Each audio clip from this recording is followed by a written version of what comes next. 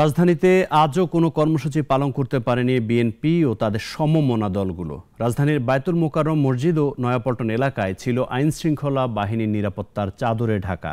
এদিকে কোটা আন্দোলনে হতাহতদের হিসাব প্রকাশের দাবি করেছেন বিএনপি মহাসচিব মির্জা ফখরুল ইসলাম আলমগীর। বিস্তারিত রাশেদুল কাদের রিপোর্টে। গত শুক্রবার বিএনপি ও তাদের সমমনা দলগুলোর কর্মসূচি ঘিরে উত্তপ্ত হয়ে ওঠে রাজধানীর নয়াপল্টন এলাকা।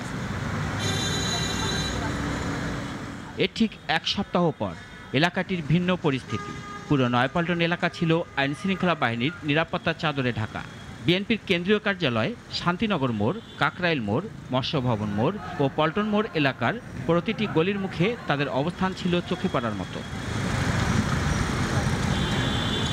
এমন অবস্থায় গায়েবানা জানাজা সহ কোনো কর্মসূচি পালন করেনি বিএনপি ও তাদের সমমনা দলগুলো। এদিকে গণমাধ্যমে একটি বিবৃতি পাঠিয়েছেন বিএনপি মহাসচিব মির্জা ফখরুল ইসলাম আলমগীর।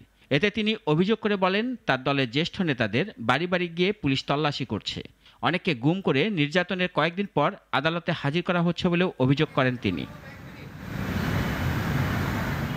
কোটা আন্দোলন ঘিরে হতাহতদের তালিকা প্রকাশের দাবি জানান মির্জা ফখরুল।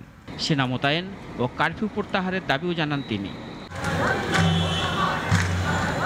এদিকে দুপুরে রাজধানীর প্রেস ক্লাবের সামনে সমাবেশ ও সাংস্কৃতিক অনুষ্ঠানের আয়োজন করে উদীচী সহ কয়েকটি সংগঠন।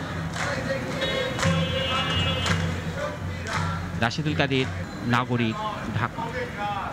ওয়ালটন ফ্রিজ কিনে অনেকের মতো আপনিও হয়ে যেতে পারেন মিলেনিয়াল। সেরা পণ্যের সেরা অফার।